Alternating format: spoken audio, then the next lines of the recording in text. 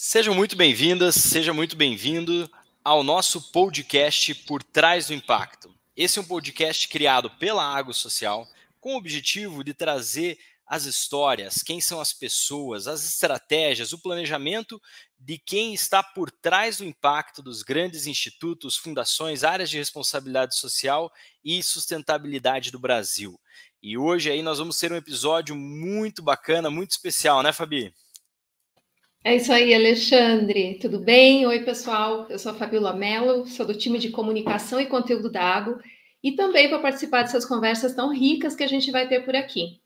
E vai ser muito legal porque quando a gente olha o impacto positivo que é gerado por uma empresa, por um instituto, por uma fundação, a gente vê os números, a gente vê os cases, mas nem sempre conhece tudo que está por trás desses resultados. E esse podcast é um espaço para falar justamente disso, né, Alexandre? Exatamente.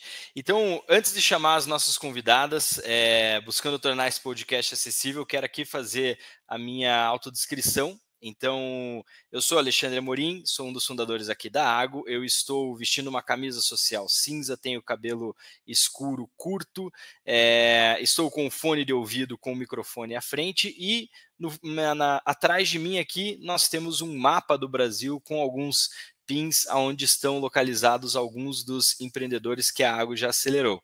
Fabi, quer fazer a sua descrição? Fabi, tá no mudo, repete. Claro, vamos lá. Eu sou uma mulher de cabelos castanhos, cacheados na altura do ombro, um pouco mais comprido, talvez. Tenho a pele parda, uso óculos, estou vestindo uma camisa jeans azul e usando um headset. Atrás de mim tem uma parede com uma lousa de cor preta e uma porta branca. Muito bem. Então vamos lá. Nesse primeiro episódio, a gente vai conhecer o que acontece por trás do impacto do Instituto Malve.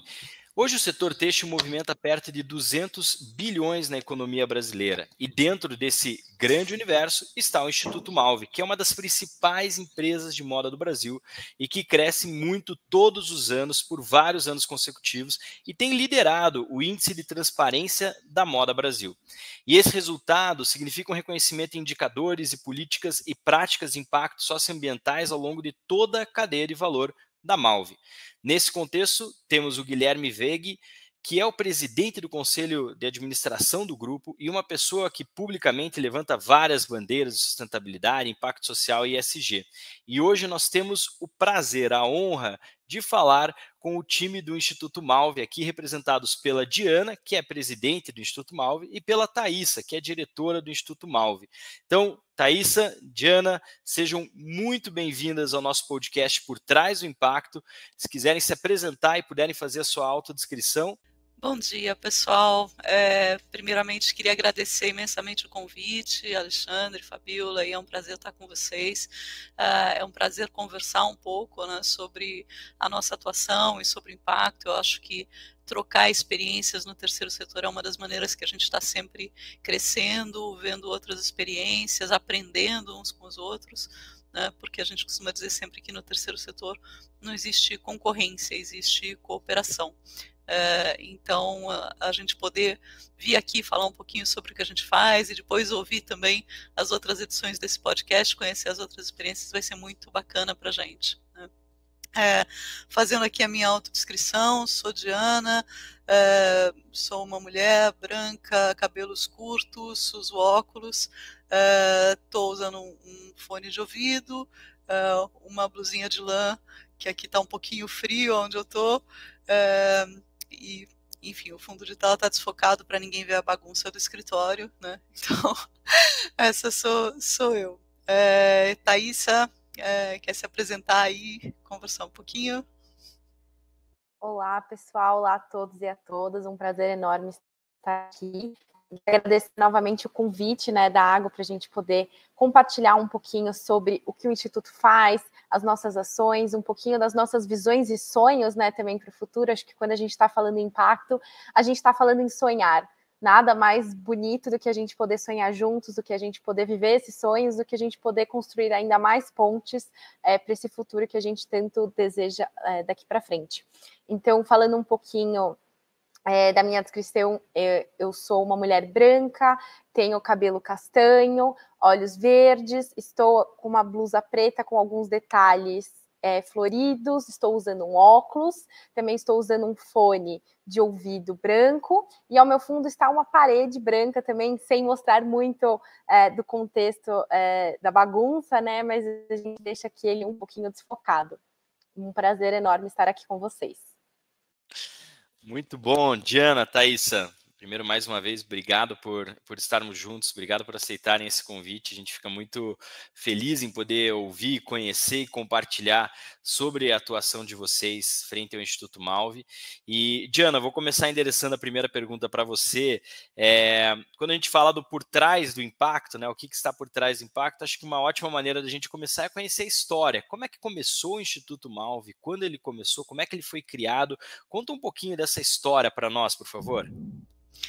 O Grupo Malve, ele sempre teve um histórico, né? O Grupo Malve, ele existe há quase 100 anos, é um grupo familiar, como Malve mesmo, né? Que a parte da indústria da moda existe há mais de 55 anos já. E é um grupo fundado por uma família de Jaraguá do Sul, Santa Catarina, que sempre teve essa tradição de procurar devolver para a sociedade. Eles sempre tiveram uma preocupação muito grande, tanto com o meio ambiente, quanto com o social nas comunidades onde eles atuam, né? Então, assim, na área ambiental, além da preocupação em relação à indústria em si, de tornar a indústria uma indústria com o mínimo impacto possível, eles também sempre tiveram o cuidado de preservar áreas verdes. Em Jaraguá do Sul existe um parque, que é o Parque Malve, que é uma área quase do tamanho do Ibirapuera, que é preservada, aberta ao público e mantida pela família. Além de outras áreas que eles preservam. E no lado social também, a família sempre teve uma tradição muito grande, tanto nas pessoas físicas quanto na empresa, né, de patrocinarem eventos esportivos, eventos culturais da cidade, fazerem doações para hospitais, para creches, enfim, manterem de várias maneiras, né, essa questão de devolver um pouco para a sociedade, fazer com que a sociedade em volta prospere também, e não só a empresa. E aí, em 2019, a família conversou comigo, eu sempre já trabalhava com eles há algum tempo na área jurídica, sempre trabalhei na área de governança, né? E nos últimos anos estava trabalhando mais, focando nas questões de ESG, né? Já trabalhava isso com o Grupo Malve, e eles me procuraram e me pediram para auxiliá-los a criar o Instituto Malve. E o objetivo disso era dar mais foco e gerar mais impacto com essas ações sociais. Porque quando você faz ações sociais muito dispersas, você atende a pedidos pontuais que vêm, às vezes um pleito de uma entidade que pede um apoio para uma ação cultural, um pleito de uma família ou de um grupo de pessoas que precisa de um auxílio. Você causa impacto, obviamente, mas você não consegue fazer isso de maneira estruturada, você não consegue planejar as suas ações, né?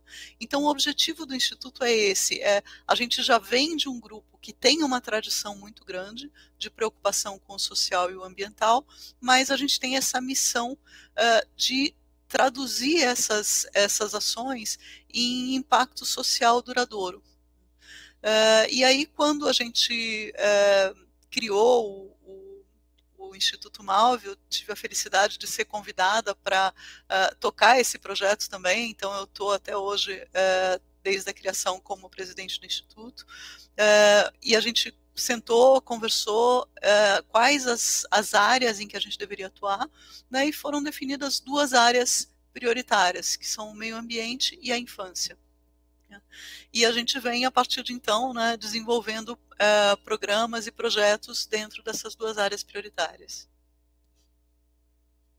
Muito bacana, Diana, muito legal. Legal que né, é um instituto novo, se a gente for analisar, né, já completou 4 anos ou vai completar?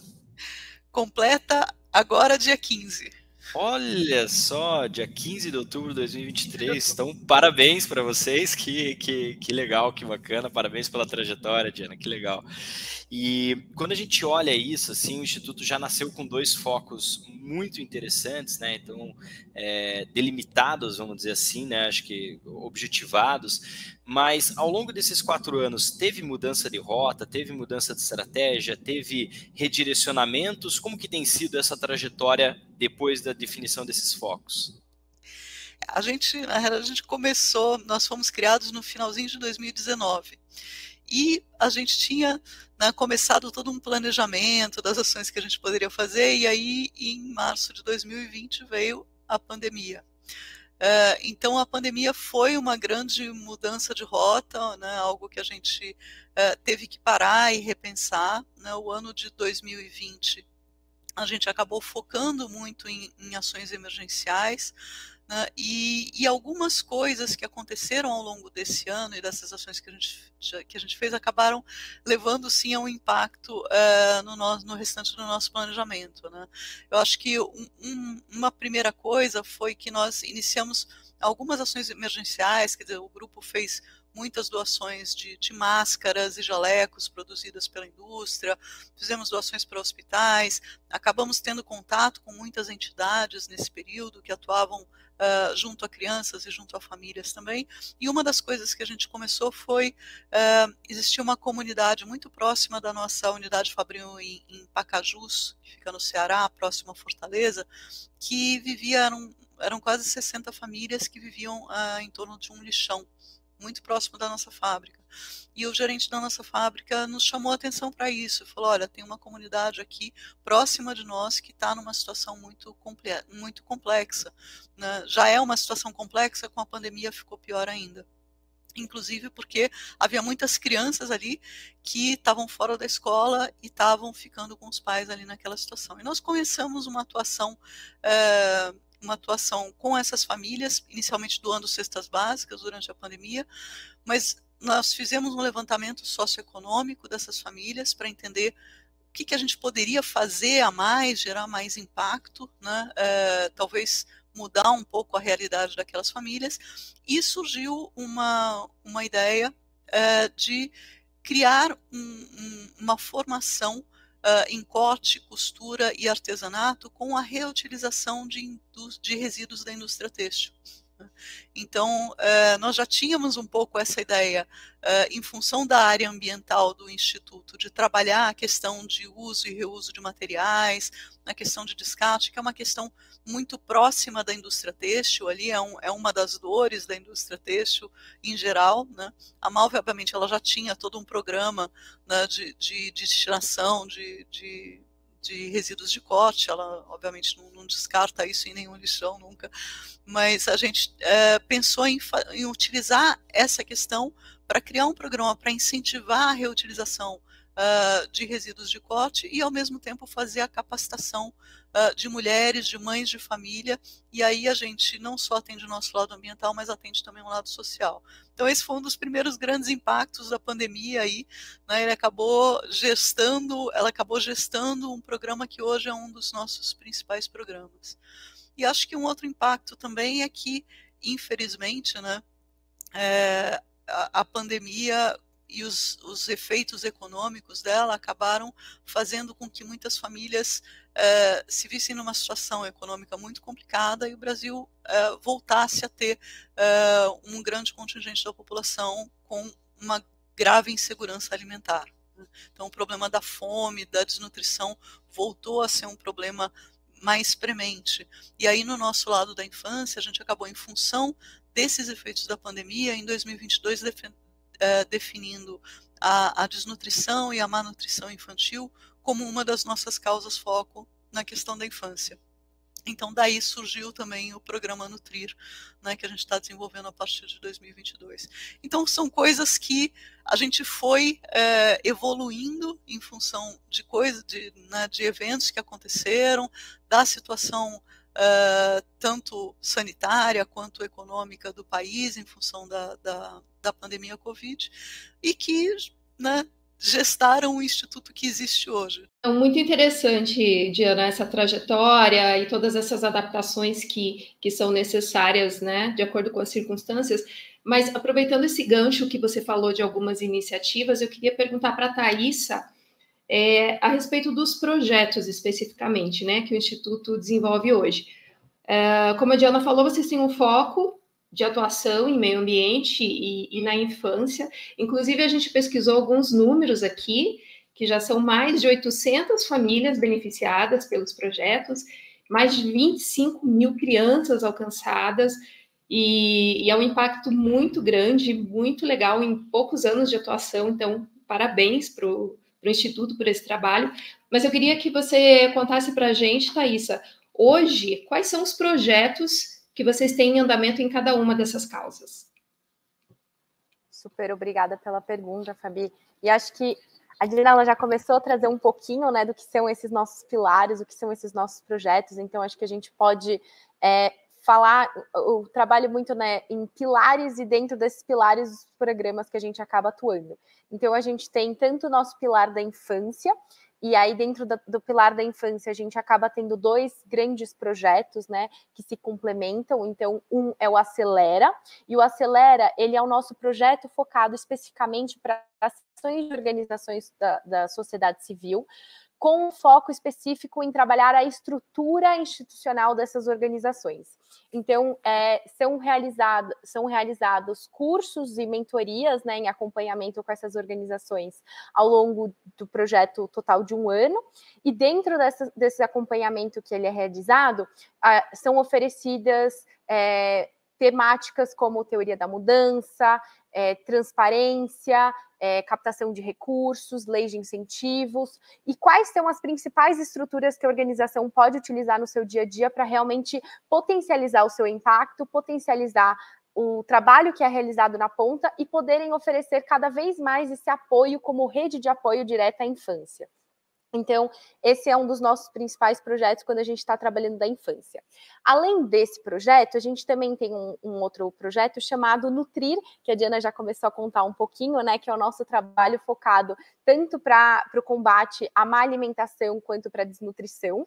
E dentro dessas temáticas são oferecidas capacitações em EAN, né, que são tanto esse trabalho com uma alimentação fortalecida e com o combate à má desnutrição, assim como também são oferecidas cestas básicas para as famílias. A gente também oferece oficinas para que as mães que são apoiadas dentro do projeto, né, elas possam aprender novas receitas, aprender novas práticas que elas possam ter dentro da cozinha, e dentro dessas capacitações e treinamentos e oficinas, elas também recebem kits culinários para que elas possam treinar e desenvolver essas receitas dentro de casa, apoiando ainda mais a rede de apoio que a gente oferece, né, dentro do dia a dia dessa criança, mas também fortalecendo uma rede de impacto, de empoderamento na jornada dessa mãe, para quando ela pensa no que ela melhor pode fornecer de um futuro próspero para essas crianças. Então, para que dentro de toda essa jornada, a criança junto com a família possa se fortalecer e possam pensar em uma nutrição para o dia a dia melhor, né, e mais saudável.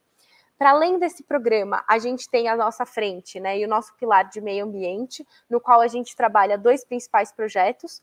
Um é o nosso projeto, também já comentado pela Diana, que é o Menos Resíduo Mais Renda, que é a nossa frente focada e de conexão também com a indústria têxtil, na qual a gente faz o reaproveitamento de resíduos têxteis que seriam descartados possivelmente em outras condições, que não uma condição voltada para o social. E dentro do programa, a gente conseguiu fazer com que esses direcionamentos dos resíduos fossem direcionados para o social, ou seja, o que seria essa união do social com o meio ambiente. Para além do ambiental, que é esse destinamento, né, dos resíduos, a gente também tem a nossa frente social, que é exatamente quando a gente trabalha com cursos e capacitações voltadas para corte, costura e artesanato, para que mulheres de comunidades que são atendidas dentro do programa Menos Resíduo Mais Renda possam trabalhar uma capacitação e empoderamento na frente de geração de renda. Então, para além da reutilização desses materiais, a gente também tem uma destinação social na qual mulheres são capacitadas na frente de corte, costura e artesanato, para que elas possam ter outras frentes de renda dentro de suas possibilidades, podendo fortalecer as redes de apoio a familiares, assim como também fortalecendo toda uma frente de desenvolvimento comunitário com essas mulheres. Então, quando a gente pensa nesse programa, a gente pensa realmente numa união, né, entre o social e o meio ambiente, fortalecendo todo o nosso projeto. E, por último, dentro do nosso projeto e pilar de meio ambiente, a gente tem o nosso projeto Plantar, que é o nosso projeto voltado para combate a emissões de gases de efeito estufa, para reflorestamento e também para restauração de áreas de bacias hidrográficas, pensando num futuro mais próspero em relação ao cuidado com as nascentes, né, que são o futuro do que a gente pensa de abastecimento de grandes cidades, de grandes regiões. Então, quando a gente está pensando num reflorestamento nessas nascentes, a gente também está pensando em como a gente garante outras fontes de energia a longo prazo. Por último, não menos importante, mas uma dos nossos principais projetos também, a gente tem a nossa frente de voluntariado, que é a nossa frente que reúne tanto as ações dentro do Grupo Malve quanto as ações do Instituto. Então, a gente trabalha fortemente dentro do grupo, trabalhando 5 principais áreas de fortalecimento. Educação nas escolas, a gente trabalha plantios, a gente trabalha hortas comunitárias, a gente trabalha o destinamento de resíduos e a gente também trabalha arrecadações de doações. Então, falando um pouquinho das nossas ações, hoje esses são os nossos principais projetos e áreas de atuação, nos quais a gente vem fortalecendo cada vez mais, pensando ainda quais outros sonhos e voos a gente poderia alcançar daqui para frente. Obrigado, Thaís. Nossa, muito legal ouvir. Eu acho sempre interessante que quando a gente começa uma conversa assim, né, tudo parece tão simples assim, né? Não, então a gente tem 2 frentes de atuação, tal, daí começa a contar os projetos, aí você vê que tem toda uma complexidade, e daí é sempre bacana que a gente brinca e fala assim, então deve ter umas 70 pessoas aí dentro do Instituto para executar tudo isso, né? Porque é tanta coisa acontecendo, assim, meu Deus do céu, que volume de projetos, informações. E aí eu tenho uma pergunta aqui, Diana, vou trazer para você essa, a gente fazer 2 perguntas em uma, tá? Mas primeiro, a gente vê que esses projetos, eles se integram, né? Eles estão coesos entre si. E quando a gente olha, primeiro, como que vocês conseguem tornar esses projetos coesos? Como que vocês estão olhando para isso? E segundo, qual é a visão de futuro de todos esses projetos, de toda essa atuação, assim, para onde está indo o Instituto Malve? É uma pergunta bem interessante, Alexandre. Eu acho que, primeiro, assim, essa coesão, ela tem que ir nascendo organicamente. A gente, como eu te falei, quando a gente começou a trabalhar, a gente não tinha uma clareza 100% de que a gente ia desenvolver o projeto A, o projeto B ou o projeto C. A gente, de uma situação da pandemia, surgiu essa ideia do menos resíduo mais renda.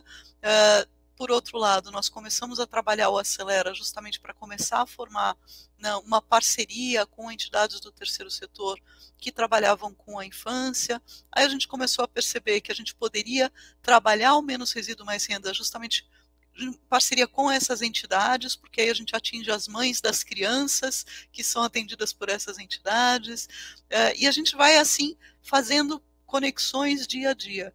Então você tem razão, quanto maior essa coesão entre os projetos, mais fácil fica a nossa missão, porque mais a gente vai se aprofundando nas questões, entendendo melhor como trabalhar e potencializando o nosso impacto, né? Então, acho que a gente ainda não chegou em 100% de coesão, a gente está sempre caminhando para isso, né? E eu acho que a gente tem, assim, algumas ambições, né? A gente tem algumas, não vou dizer ambições, alguns sonhos, né? Porque no terceiro setor a gente fala muito mais em sonhos. Então, a gente quer, por exemplo, trabalhar muito para transformar alguns desses projetos no que a gente chama de tecnologias sociais, que são modelos, né, de projetos que a gente possa ir replicando em várias localidades, em várias entidades, com vários parceiros. E como é que a gente vê, né, o nosso crescimento, o crescimento da nossa atuação? Eu acho que você mesmo colocou, né, você fez essa brincadeirinha, mas realmente nós somos muito poucas pessoas no Instituto, né? Somos, na realidade, 4 pessoas no Instituto todo, e 2 menores aprendizes que nos dão muito apoio, mas nós temos um número restrito de pessoas, mas a gente vê a nossa ampliação por meio de parcerias, sempre parcerias, né, com outras entidades do terceiro setor, parceria com outras empresas que também, como o Grupo Malvi, tem interesse em gerar impacto social, em investir nessas questões que conversam, né, com a sociedade, com o meio ambiente e com o nosso futuro como humanidade. Né?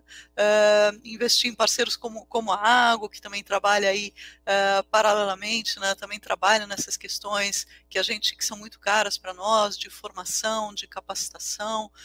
Então, a gente ainda tem muito o que aprender e crescer nas coisas que a gente está fazendo, né? A gente quer cada vez mais aumentar a coesão desses projetos, cada vez mais torná-los bem estruturados e replicáveis, e cada vez ter uma rede de parceiros maior que nos permita fazer essa replicação no Brasil inteiro. Diana, então pensando nessa visão de futuro que você trouxe, com certeza até aqui vocês tiveram muitos desafios e com eles vieram muitos aprendizados. Então, eu queria que você compartilhasse com quem está ouvindo quais foram, né, esses principais desafios, o que vocês aprenderam nessa trajetória que ajuda essa construção daqui para frente. Fabiola, obrigada pela pergunta. Eu acho que a gente olhando para trás, né, eu comentei já um pouquinho, a gente teve ali aquele primeiro momento da pandemia, que foi um momento de todo mundo, né, parar e pensar para onde nós vamos daqui, aí depois a gente teve essa retomada gradual, aí que ainda a gente sente muitos impactos disso, e eu acho que o principal aprendizado que a gente acho pode tirar disso é que a gente precisa ter muita flexibilidade, né? A gente precisa estar o tempo todo olhando para a sociedade que está em volta de nós, porque na realidade a gente existe em função da sociedade, né? A gente não existe para um objetivo nosso que é imutável no tempo, a gente não pode definir uma coisa e dizer, não, é isso que nós vamos fazer, independente de como está a sociedade à nossa volta. Então eu acho que é ser flexível, estar sempre na escuta, estar sempre entendendo quais são as necessidades, qual é o momento, o que está mais premente num determinado momento para aquelas comunidades onde a gente está atuando, né? E eu acho que o outro aprendizado realmente assim é o quanto a gente consegue potencializar o nosso impacto por meio de parcerias, né? Porque quando a gente trabalha no Acelera, né, e a gente conversa com os gestores de organizações sociais do Brasil inteiro que estão participando da formação, a gente vai aprendendo com cada um, a gente vai trazendo elementos que cada um já pensou, cada pequenas soluções que cada um vai pensando para os seus desafios. Então essa somatória de conhecimentos, essa somatória de experiências, a gente tem que estar sempre muito aberto a ela, porque é daí que saem as ideias, daí que saem as soluções, e formar essa rede de parceria é fundamental. Até porque hoje eu posso dizer que ao longo desses 4 anos, eu acho que a gente já fez muitas parcerias muito bacanas, já conhecemos pessoas maravilhosas ao longo dessa trajetória, e hoje a gente tem muita gente para quem aparece uma oportunidade, aparece um projeto, aparece alguma coisa, a gente tem várias pessoas para quem a gente pode ligar, trocar ideia, puxar uma parceria para realizar um evento, para realizar um projeto. Então, eu acho que esses são os principais aprendizados, assim, né? Não só a flexibilidade, a escuta e o cultivo dessas muitas parcerias, dessas muitas redes de apoio mútuo no terceiro setor, que fazem com que a gente tenha a possibilidade de, mesmo com poucas pessoas, mesmo com recursos limitados, a gente ir ampliando cada vez mais o nosso impacto. Muito bacana. Nossa, muito legal, né? Isso que você traz, assim, na primeira, Diana, da flexibilidade, acho que é realmente te ouvindo, assim, né, como você pega uma pandemia, né, e não só pandemia, mas hoje a gente tem uma série de desastres naturais, a gente tem uma série de, né, fatos acontecendo e o quanto a gente precisa ser flexível e é muito legal isso das parcerias também, né, a gente escuta muitas pessoas que entram no terceiro setor, no ecossistema de impacto como um todo, e de repente começam a falar assim, nossa, mas que sensacional, eu trabalhava lá numa área financeira, daí de repente agora posso conversar com esse, com aquele, é um sentimento de cooperação, troca, a gente abre o jogo, abre os aprendizados, abre os desafios, abre, né, então tudo isso é muito bacana, assim, né, muito legais os pontos que você trouxe, assim, achei bem legal. E aí eu quero fazer uma última pergunta para vocês, e aí fiquem à vontade para vocês responderem. Nesse sentido de flexibilidade, mais de planejamento, o que vem pela frente, assim, né? Então, acho que em 4 anos foram muitas conquistas, né? Projetos que se interligam, que têm coerência, que têm coesão, dentro de objetivos claros.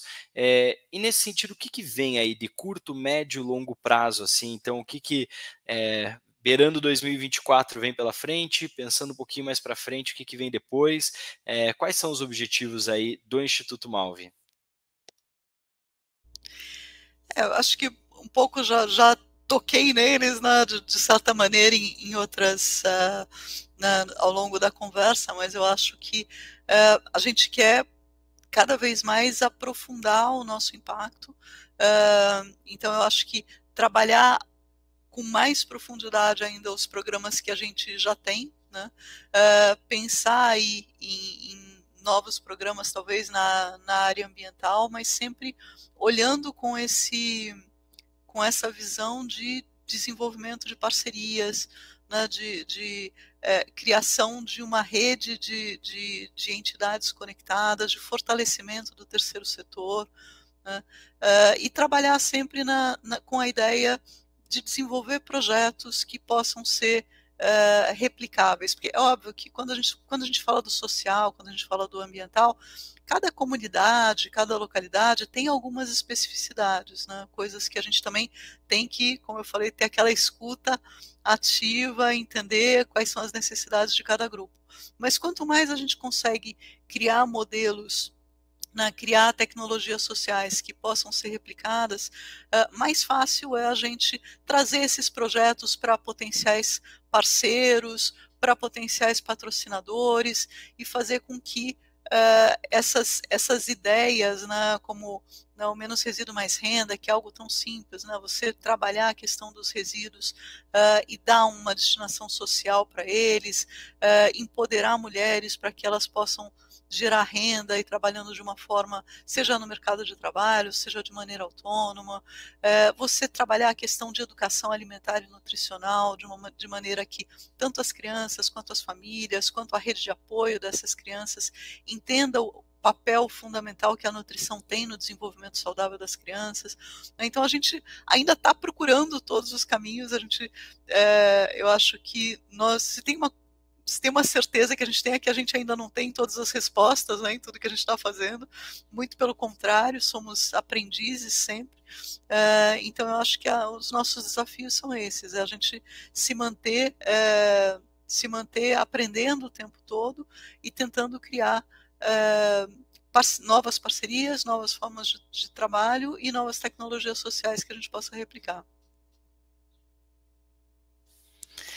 Muito legal, muito bacana, parabéns aí pela postura, Diana, acho que isso é uma coisa muito boa, assim, que a gente tem visto o setor cada vez olhando para uma postura de estamos aprendendo, vamos construir em conjunto, né, nos últimos anos tem se falado tanto disso, né, e saído daquela postura que há uns 10 anos atrás era muito comum aí, até hoje a gente vê, né, mas uns 10 anos atrás era quase que regra, que é aquela coisa, não, eu tenho dinheiro, eu vou dizer para que o dinheiro vai ser utilizado, se vira aí, e é isso que eu quero que você alcance, né, e hoje a gente já tem uma postura de aprendizado, de escuta ativa, muito bacana.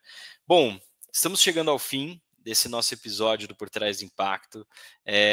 Thaísa e Diana, queremos aqui agradecer muito a vocês, tá, pela contribuição, por trazerem o que está por trás do impacto do Instituto Malve, quais são os projetos, como é que eles estão acontecendo, quais são os desafios e aprendizados, e a gente espera que, né, isso seja compartilhado para muita gente, que esses aprendizados sejam incorporados por outras pessoas que também estão gerando impacto por esse Brasil afora, e que isso se multiplique, né, para cada vez a gente ter uma transformação melhor da nossa sociedade como um todo, né? Então, agradecemos muito a oportunidade.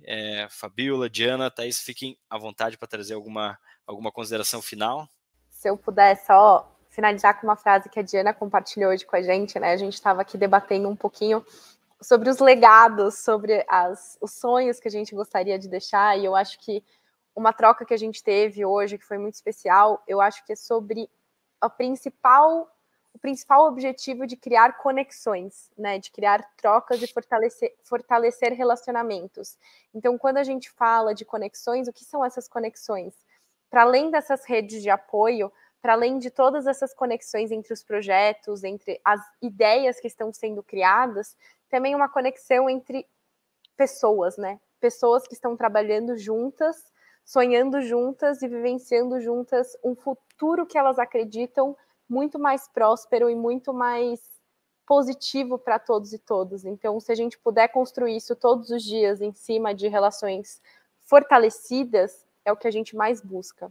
Então, fortalecimento é o que a gente está fazendo aqui hoje nesse podcast, fortalecimento é o que a gente está compartilhando com outras pessoas que estarão ouvindo esse podcast. Então, mais uma vez, agradecendo por esse espaço, parabenizando pela criação e pela liderança nesse espaço, de trazer mais e mais pessoas para compartilhar o bem e falar vamos juntos nessa jornada que é tão bonita, que é tão especial e é tão mágica, né, dentro de tudo que a gente realiza no dia a dia.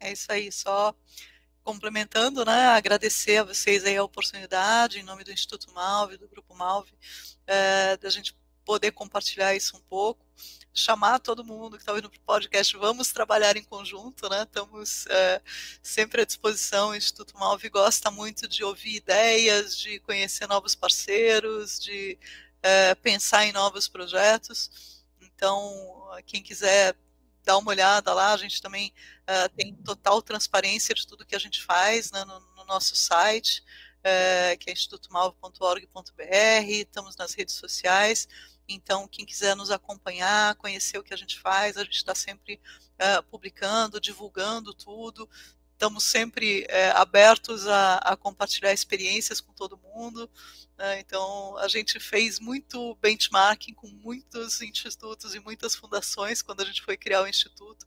Agradecemos a todos que nos receberam e hoje a gente também procura devolver para frente, né? Então, também estamos sempre abertos a compartilhar um pouco que a gente já sabe, mas está à disposição de todo mundo.